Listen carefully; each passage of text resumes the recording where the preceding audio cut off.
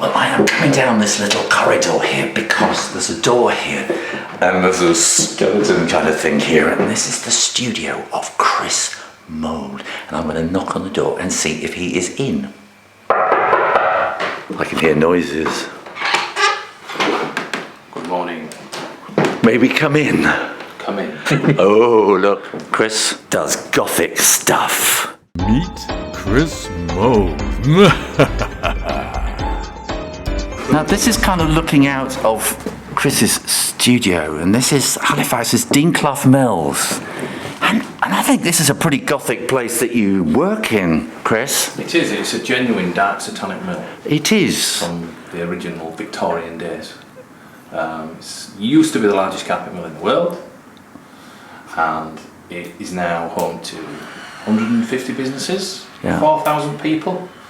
We've got art studios, we've got gallery space, we've got restaurants and bars, and there are all kinds of people on site, and it's really inspiring, and I love it. Fantastic. And you've got all over here kind of skulls and things. Skulls are the basis of my work. People always say to me, what's the thing you like drawing the most? And I always, whenever I pick up a pen and I start to draw, a skull will be the first thing that comes out. And it seems ridiculous that I draw so much and I still draw skulls as much as I do.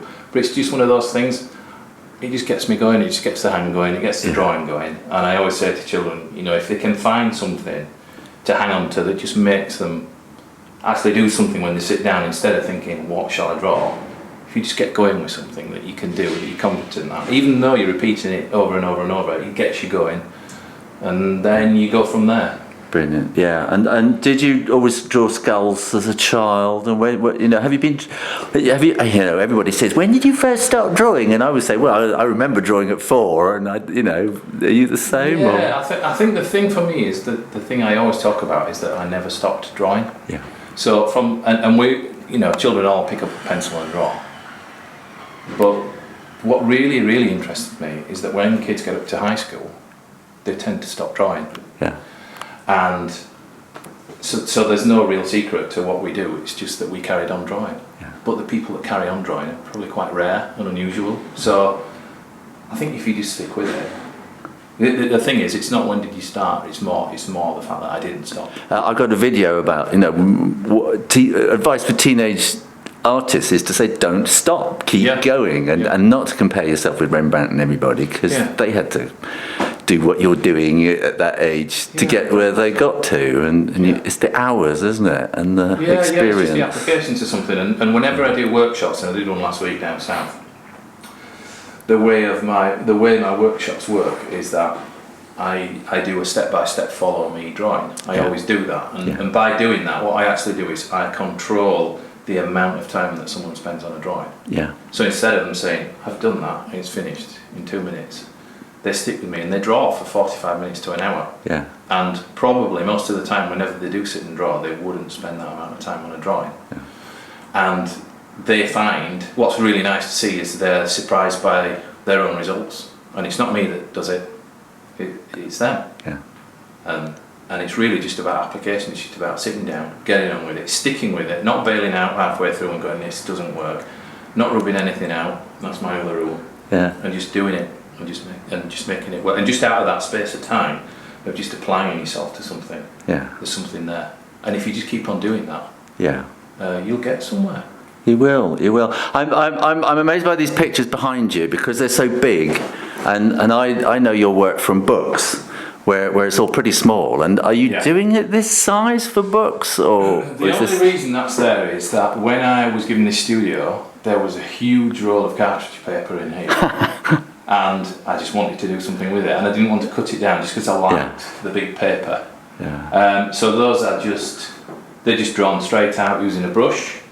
And I guess just done in the same way that I would paint when I paint on a smaller scale. Yeah. So just doing them for the fun of it, really. That's fantastic. But normally you draw in a smaller scale. I would normally draw on a much smaller scale. Kind of pen and ink, or I think of you as pen and ink, but I can see you down here all these acrylics and stuff. Well, people are always amazed that I use one of these to draw. Oh yeah. just a standard Bic pen. Bic were doing a thing whereby, because I buy the big packs, and they were doing a thing where, they still do it. Yes.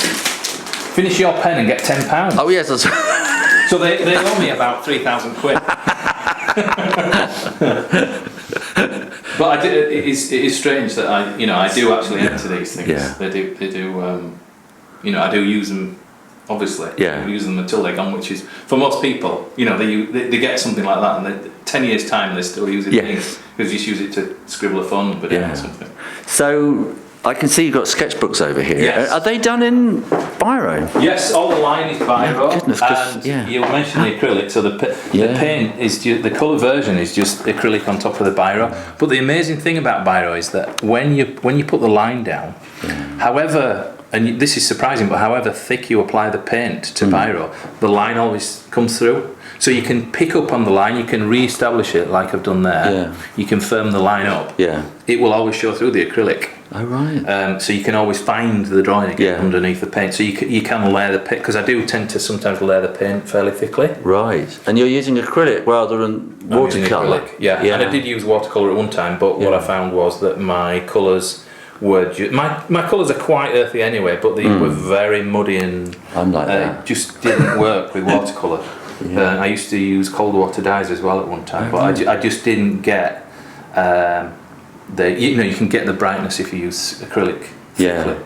And then mostly you'll find that these are I'm going to zoom black and white right. biro. I'm going to zoom right into that, so you can really see the texture of that. And that's biro. Yeah, and I do a lot of drawing when I'm travelling. Yeah. Just because I'm always interested in buildings and, and whatever I can find out when I'm out and about, animals or anything really. I guess like anybody else, your influences come from what's around, the things that I find in books and the things that I see in film and the things that I find on pages, but also whenever I'm out and about. It's just about soaking things up, and it can be anything. It can be the architecture here or costume. We were just up at the museum there. Well, soak up is all that stuff in the museum, Well, I'm going to put a little link here somewhere I'm going to do a whole little video about that room in the museum, because there's enough in there to keep you going for a year, I should think. If you took each cabinet and thought, what idea can I get from this? There's something in every little cabinet there, isn't there? It's really inspiring stuff, and it's not. I think sometimes people tend to think that what they see in your books and what they see you drawing is just straight out of your head, and that you've got this amazing imagination. But I think what we all probably do is we just steal things, and then we just turn it into something else. So we're all. But you have to feed the imagination, don't you? You've got to go out and see. You can't sit in your studio all day staring out the window, because you've got to go out and you've got to sketch and you've got to see stuff and experience stuff. Absolutely, and it's just about using what's around you. Making use of it, all that brilliant architecture that we'll never see again. When you walk down the street and you look up and you think, oh. But nobody ever does look up. Well, this is one of the things I always say when I do my events is, if you're walking down the street, we see the same shop fronts. Smiths, Boots, etc. But as soon as you look up, there's a whole story up there. Absolutely. It's really worth taking notice of. Well, I hope you enjoyed that, and the next video will be showing Chris's amazing drawing technique, so come back for that and go and have a look at this other video which gives you 46 ideas for Halloween drawings, or just have a go at the mystery drawing. Either way, make sure you are subscribed to the Shoo Rayner Drawing channel. Go and visit my website, Shoo Rayner Drawing, while you're at it. In the meantime, as Chris says, keep drawing. Practice. And I'll see you next time with another video with Chris. Until then, you take care now. Bye-bye.